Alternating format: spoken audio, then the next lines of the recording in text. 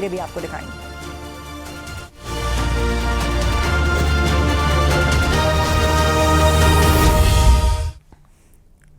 Noida international airport के उद्घाटन की तैयारी आखिरी चरण में है। रामनवमी पर पीएम मोदी एयरपोर्ट का उद्घाटन कर सकते हैं। आपको एक रिपोर्ट दिखाते हैं।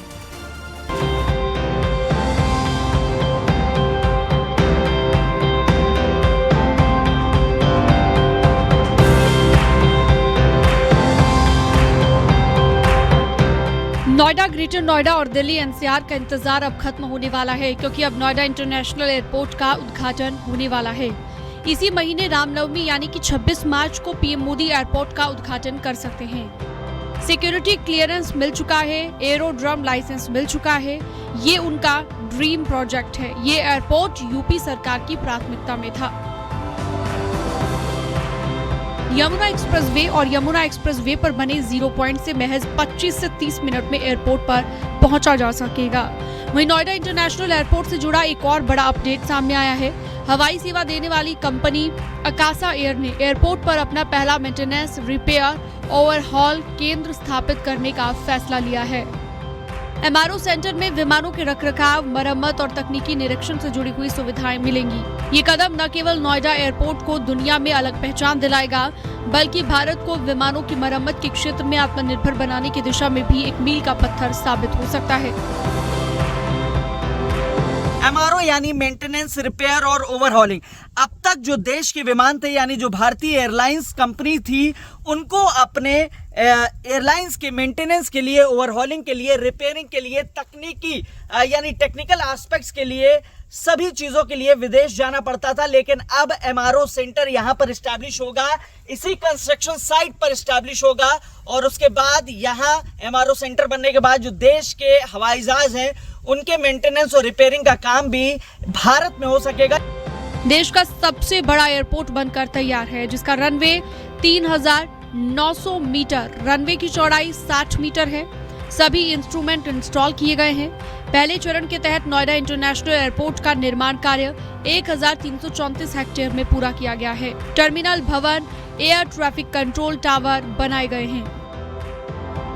पहले चरण में टर्मिनल भवन का क्षेत्रफल लगभग 1,38,000 वर्ग मीटर है, जिसमें 48 चेक इन काउंटर, 9 सुरक्षा जांच लेन और 9 इमिग्रेशन काउंटर बनाए गए हैं। दूसरे चरण में क्षमता 3 करोड़ यात्रियों तक पहुंचाई जाएगी। तीसरे और चौथे चरण में विस्तार के बाद कुल क्षमता 7 करोड़ यात्रियों तक पहुंच जाएगी। पहले फेज में करीब 3,300 एकड़ में बना हिस्सा उद्घाटन के लिए तैयार है। अधिकारियों के मुताबिक जैसे ही यात्रियों की संख्या 1 करोड़ को पार करेगी, हवाई अड्डे पर दूसरे रनवे के निर्माण का काम शुरू कर दिया जाएगा। 2 रनवे के साथ करीब 7 करोड़ यात्रियों को सेवा देगा। परियोजना के लिए पहले से ही 6,700 एकड़ जमीन का अधिग्रहण किया जा चुका है। बाकी की 5100 एकड़ जमीन की अगले 3 महीनों में अधिग्रहण की उम्मीद है। नोएडा इंटरनेशनल एयरपोर्ट शुरू होने से दिल्ली के इंदिरा गांधी इंटरनेशनल एयरपोर्ट पर दबाव कम होगा, वहीं रोजगार के अवसर भी बढ़ेंगे। Bureau report, news 18, UP Uttarakhand.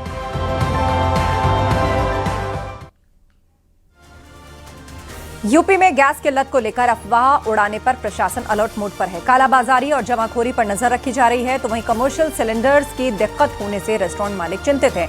Cylinder के विकल्प के तौर पर मिट्टी के चूल्हे में खाना बनाने की तैयारी हो गई है। ये रिपोर्ट देखिए।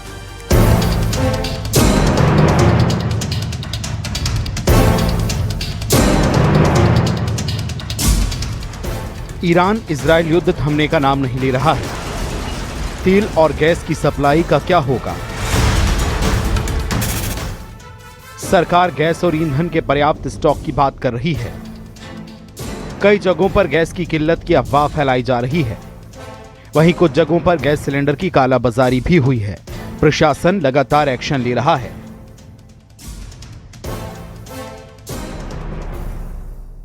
सरकार भी हालात को देखते हुए कमर्शियल की बजाय घरेलू गैस व्यवस्था को प्राथमिकता दे रही है।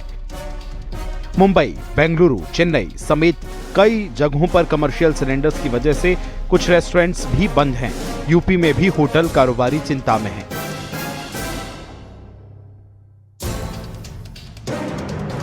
गोरखपुर में भी रेस्टोरेंट संचालकों को कमर्शियल गैस की समस्या का सामना करना पड़ रहा है।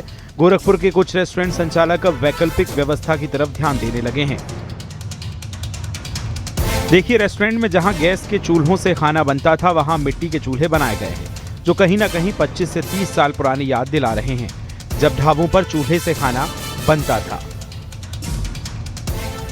कमर्शियल गैस की किल्लत गोरखपुर में भी दिखाई पड़ने लगी है। जो रेस्टोरेंट संचालक हैं, अब उनके सामने ये समस्या उत्पन्न हो गई है कि वो रेस्टोरेंट को कैसे चलाएं। तो उसके लिए वैकल्पिक व्यवस्थाएं अब शुरू हो गई हैं और जो रेस्टोरेंट संचालक हैं, मालिक हैं, अब वो कोयला और लकड़ी पे जा रहे हैं। इस वक्त मैं एक बाटी चोखे के रेस्टोरेंट में खड़ा हूँ और यहाँ पे बाकायदा वो व्यवस्थाएं की जा रही हैं। आप 5 रेस्टोरेंट चलाते हैं शहर के अलग अलग हिस्सों में और उन सभी हिस्सों में जो है जहां भी चल रहा है, सभी जगहों पे अब वैकल्पिक व्यवस्था की जा रही है। बाटी कंडे पे पक जाएगी और चोखा, दाल, बाकी चीजें, खीर वगैरह, सलाद वगैरह, वो जो भी चीजें पकती हैं वो वैकल्पिक व्यवस्था में पक जाएगी। हमारे लिए आसान है थोड़ा, तो उसको लेके चल रहे हैं। आपके पास और भी रेस्टोरेंट हैं, तो वहां पे भी क्या कोई वैकल्पिक व्यवस्था? हर रेस्टोरेंटों में यही व्यवस्था बना रहे हैं। जैसे हमारे अभी करीब 5 रेस्टोरेंट हैं, तो उन 5 रेस्टोरेंट में यही वैकल्पिक व्यवस्था चल रही है कि कोयला और लकड़ी, उसकी पूरी पर्याप्त मात्रा में व्यवस्था कर ली गई है।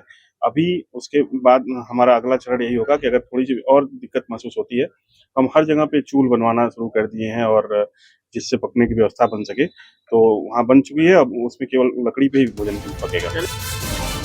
तारामंडल क्षेत्र में संचालित होने वाले बाटी चोखा रेस्टोरेंट के मालिक का कहना है कि गैस की सप्लाई बाधित रही तो कर्मचारी और ग्राहकों के लिए मुश्किल होगी। ऐसे में काम बिना रुके चलते रहे, इसके लिए कोयला और लकड़ी से खाना बनाने की तैयारी हो रही है।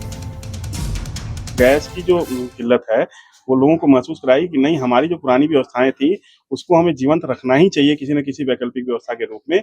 कभी न कभी महीनों में 2 बार 4 बार लोगों को उसका उपयोग करना ही चाहिए, जिससे कि ये व्यवस्थाएं जीवंत रहेंगी। तो हमें ये जो आज समस्या झेलने की जरूरत पड़ रही है कि घरों घरों में गैस की किल्लत हो जाएगी और लोग भोजन बनाने के लिए असमर्थ हो जाएंगे और लोगों का चूंकि आदत छूट चुका है वो भोजन बनाने का चूल्हे पे, तो वो समस्याएं कैसे लोग निदान पाएंगे, उसके लिए वैकल्पिक व्यवस्था ये होनी चाहिए। लखनऊ का हाल भी ऐसा है, जहां कमर्शियल गैस सिलेंडर्स की अनिश्चित डिलीवरी से रेस्टोरेंट मालिक चिंतित हैं। लखनऊ में भट्टी बनाने और बेचने वाली दुकानों पर इन दिनों ग्राहकों की भीड़ बढ़ गई है। लखनऊ में कमर्शियल सिलेंडर की किल्लत के बीच में अब लोग ट्रेडिशनल भट्टियों का सहारा ले रहे हैं। खास करके जो फूड जॉइंट्स हैं, रेस्टोरेंट्स हैं या छोटे दुकानदार हैं, वो अब भट्टियों का सहारा ले रहे हैं क्योंकि कमर्शियल सिलेंडर्स नहीं मिल पा रहे हैं। हम इस वक्त लखनऊ के मवैया में मौजूद हैं, जहां पर आप देखेंगे हमारे पीछे ये जो इस तरह की भट्टियां हैं, इनकी अब बिक्री काफ़ी ज़्यादा बढ़ गई है। जो दुकानदार हैं वो अब ये लेने के लिए पहुंच रहे हैं और यहाँ पर बड़ी संख्या में इन भट्टियों के अब ऑर्डर्स आने लगे हैं। आप देख रहे हैं कि कई सारी भट्टियाँ यहाँ पर बनी हुई भी रखी हैं, बनाई जा रही हैं और सुबह से ही इन दुकानों पर भीड़ देखने को मिल रही है क्योंकि लोग आकर ये भट्टियाँ प्रेफर कर रहे हैं। जो ट्रेडिशनल कुकिंग मेथड्स हैं वो प्रेफर कर रहे हैं क्योंकि गैस सिलेंडर नहीं मिल पा रहा है, चाहे वो डोमेस्टिक हो उसमें भी देरी लग रही है। और ऐसे में जो खास करके फूड रेस्टोरेंट वगैरह के चलाते हैं उनको काफ़ी ज़्यादा दिक्कतों का सामना करना पड़ रहा है। कुछ लोग भी यहाँ पर भट्टी खरीदने के लिए आए हैं, उनसे भी बात कर लेते हैं। आप बताइए, आप क्या कर रहे हैं? हम एक छोटा सा भोजनालय का काम है, जो सिलेंडर कमर्शियल सिलेंडर ना मिलने के कारण हम लोगों को जो है कोयले की भट्टी का सहारा लेना पड़ रहा है और इसी कारण जो है जनमानस में बड़ा असमंजस है। जो है खाने पीने की भी बड़ी दिक्कतें आ रही हैं। भट्टी का सहारा है, कोयले का सहारा लिया जा रहा है, पुराना जमाना लौट के आ रहा है। दुकानदारों का कहना है कि पिछले कुछ दिनों में ऑर्डर अचानक बढ़ गए हैं, जिससे भट्टियां बनाना और समय पर ग्राहकों तक पहुंचाना चुनौती हो गया है। चाय की दुकानों, रेस्टोरेंट्स, भोजनालय चलाने वाले दुकानदार अब काम जारी रखने के लिए भट्टियों का सहारा ले रहे हैं। बाजार में एक भट्टी की कीमत करीब 2000 से 2500 रुपए हो गई। तो क्या कर सकता है इंसान? हाथ धर के हाथ पे बैठ तो सकता ही नहीं है भाई। जैसी भी है हालात, उसे लड़ना तो है ही है, इंसान को काटना तो है ही है। जब गैस सिलेंडर नहीं मिला तो ये सोचा कि भट्टी पर करते हैं, काम तो चालू रखना ही है। जी जी, काम तो चालू रखना ही है मैम, पेट तो पालना ही है, कहाँ जाएगा इंसान। आप बताइए, आप बताइए कि भट्टियों की बिक्री बढ़ी है क्या? बहुत बड़ी है भट्टियों की बिक्री, बहुत। हाँ, क्योंकि हम लोग का भी बहुत ऑर्डर है, मिल ही नहीं पा रहे, बन ही नहीं पा रहे हैं। समझ लीजिए कितने लोग से खड़े हुए हैं हम लोग। कुछ ग्राहकों ने यह भी बताया कि मांग ज्यादा होने की वजह से भट्टियां भी तुरंत नहीं मिल रही हैं। कई लोग 3 से 4 दिन का इंतजार कर रहे हैं। अयोध्या की बात करें तो कई होटल और रेस्टोरेंट संचालक गैस सिलेंडर ना मिलने से परेशान हैं। उनका कहना है कि अयोध्या में आने वाले श्रद्धालुओं को भी खाने पीने में दिक्कत हो रही है। अब कॉमर्शियल सिलेंडर बहुत ही मुश्किल से मिल पा रहा है, जिससे कम अयोध्या की 2 दर्जन से ज़्यादा जो खान पान की जो अयोध्या धाम में व्यापारियों में जो भोजन नाश्ता इस तरीके के प्रतिष्ठान है वो प्रभावित हैं। और व्यापारियों का साफ कहना है कि अगर स्थितियाँ ऐसे ही रहती है तो आगामी दिनों में उन्हें पुरानी पद्धति पर जाना पड़ेगा, क्योंकि गैस सिलेंडर ना के बराबर मिल पा रहा है, जिसकी वजह से जो दूर दराज से श्रद्धालु आ रहे हैं उनके खान पान को लेकर के तो असुविधा हो रही है, इसके साथ ही उनका व्यापार भी प्रभावित हो रहा है। घरेलू के लिए बुकिंग वेस्ट कर रहे हैं तो नंबर इतनी बेचते जा रही है कि गैस भी बुक नहीं हो रही है, तो समस्या हिसाब से बहुत ज़्यादा है।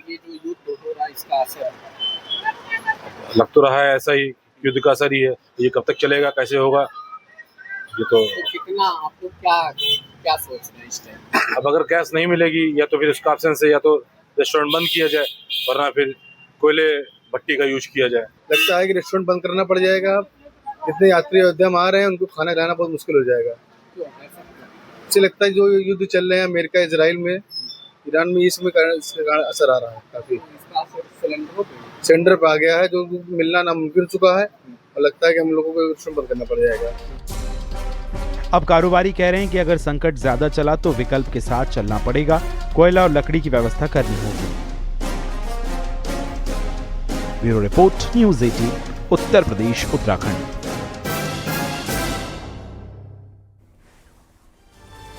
एक तरफ जहां होटल, रेस्टोरेंट्स और गैस सिलेंडर्स के विकल्प के तौर पर मिट्टी के चूल्हे बनाए जा रहे हैं, तो वहीं लोग इंडक्शन खरीदने के लिए इलेक्ट्रिक दुकानों पर पहुंच रहे हैं। ये रिपोर्ट देखिए।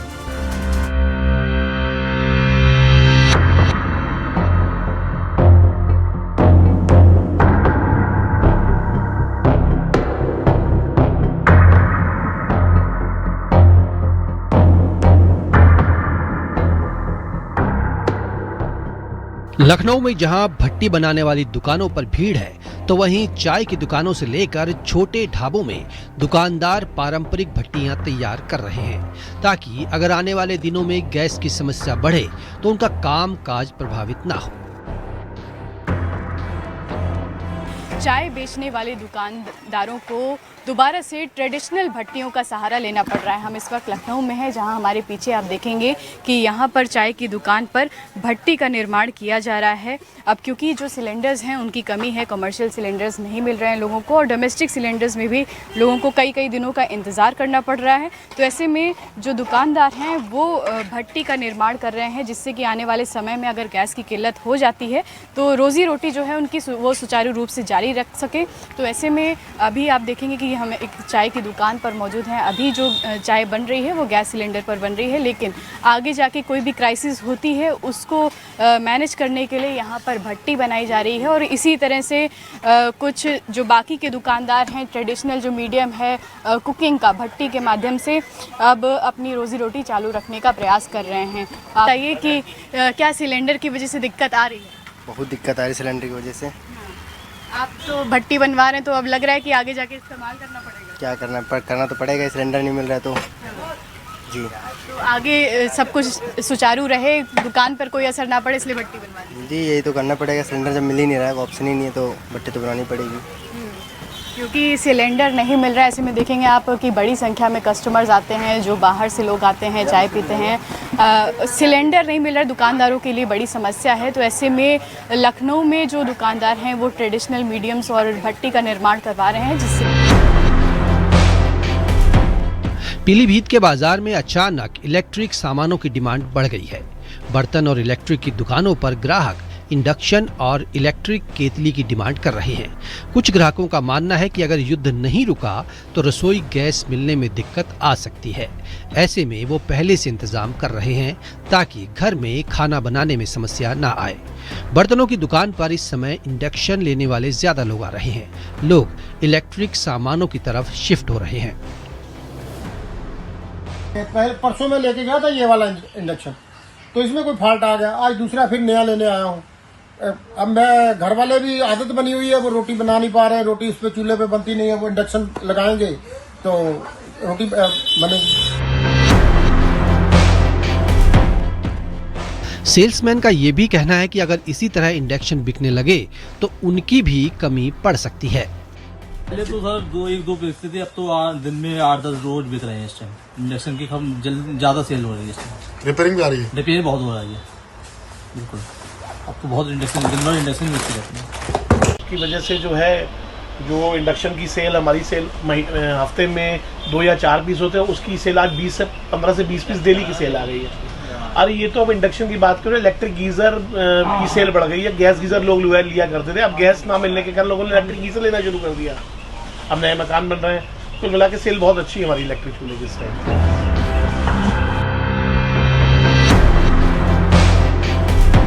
कई जगहों पर गैस किल्लत की अफवाह उड़ने से लोग पैनिक भी हो रहे हैं। चंदौली में ऐसा ही दिख रहा है। घरेलू गैस से लेकर होटल और रेस्टोरेंट तक लोग अब इलेक्ट्रॉनिक चूल्हों का सहारा लेने लगे हैं। इंडक्शन चूल्हों की मांग बढ़ने से उनकी कमी भी दिख रही है। दुकान में रखा इंडक्शन का स्टॉक भी तेजी से निकल रहा है। सर, इस 2 दिनों में सिलेंडर ना मिलने के कारण हमारे यहाँ जो इंडक्शन है उसका बहुत ज़्यादा डिमांड हो गया है और 2 दिनों में अच्छे खासी क्वांटिटी हमारे यहाँ से निकल गई है। अब हमारे पास कुछ स्टॉक बचे हुए हैं, वो भी आज खत्म हो जाएंगे। लगभग कितने इंडक्शन बिक चुके हैं? और लगभग 3 दिनों में सर 50+ है। हमारे यहाँ से शाम तक में तकरीबन 20 से 25 इंडक्शन चला गया और हमारा जो स्टॉक है, जो हमारे यहाँ पूरा नीचे इधर लगा रहता है, वो आज देख रहे हैं कि पूरा खाली हो गया है। आज भर का भी स्टॉक पूरा नहीं पड़ा है और उसका ऑर्डर लगा हुआ है। शाम तक दूसरी गाड़ी आएगी और खरीदारी करने आ रहे हैं और डिमांड काफ़ी आई है। लोगों को ज़्यादातर ऐसा इंडक्शन चाहिए जिसपे सारा बर्तन इस्तेमाल हो सके और इंडक्शन के साथ साथ राइस कुकर और एयर फ्रायर जैसी चीज़ों का भी डिमांड बढ़ गया है, जिसपे लोग खाना इजीली बना पाए। अमेठी में भी अचानक इंडक्शन की मांग बढ़ गई है। पहले इंडक्शन की इतनी डिमांड नहीं रहती थी। छोटे से लेकर बड़े दुकानदार 10 से 20 इंडक्शन रोज बेच रहे हैं, जिसे लोग सिलेंडर के विकल्प के तौर पर देख रहे हैं। इलेक्ट्रॉनिक के सामान बेचने वाले कारोबारियों का कहना है कि पिछले 4-5 दिनों से इंडक्शन की अचानक डिमांड बढ़ गई है। Bureau report, news 18, UP, Uttarakhand.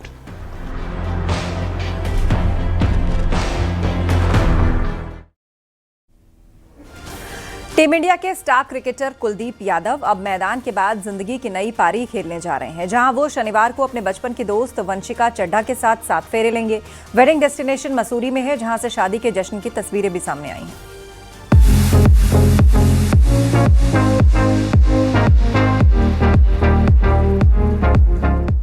Team India के एक और क्रिकेटर कुलदीप यादव शादी के बंधन में बंधने जा रहे हैं। जहां अपनी फिरकी से वो विपक्षी बल्लेबाजों को नचाते हैं, अब वो जिंदगी भर की पिच पर क्लीन बोल्ड हो गए। पहाड़ों की रानी मसूरी में वो अपनी ड्रीम गर्ल वंशिका चड्ढा के साथ 7 फेरे लेंगे। उनके फैंस को भी इस शादी का बेसब्री से इंतजार है। कुलदीप और वंशिका दोनों के परिजन और रिश्तेदार मसूरी में मौजूद हैं। शादी जब टीम इंडिया के खिलाड़ी की हो तो संगीत भी हाई वोल्टेज और डांस भी फुल ऑन है। होटल सेवॉय में शादी का समारोह हो रहा है, जहां पर प्री वेडिंग फंक्शन जोरों से चल रहे हैं। इसी बीच संगीत सेरेमनी से कुलदीप यादव के डांस का वीडियो भी सामने आया है, जिसमें वो झूमते हुए नजर आ रहे हैं।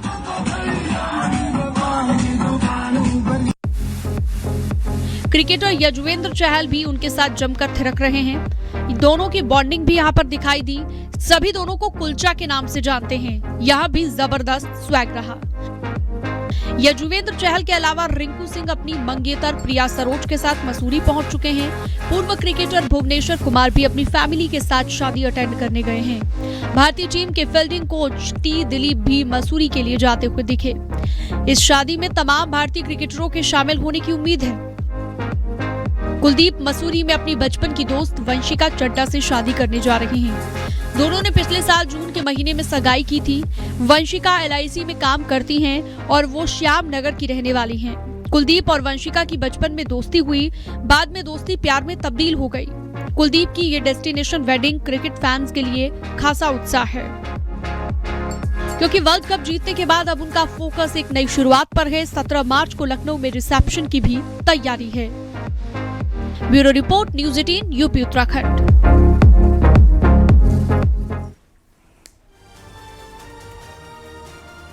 आपने घोड़े को टांग के साथ भागता देखा होगा, लेकिन क्या ई रिक्शा के साथ भागते देखा है, जहां चालक ने सवारी के साथ घोड़े की जान को भी दांव पर लगा दिया।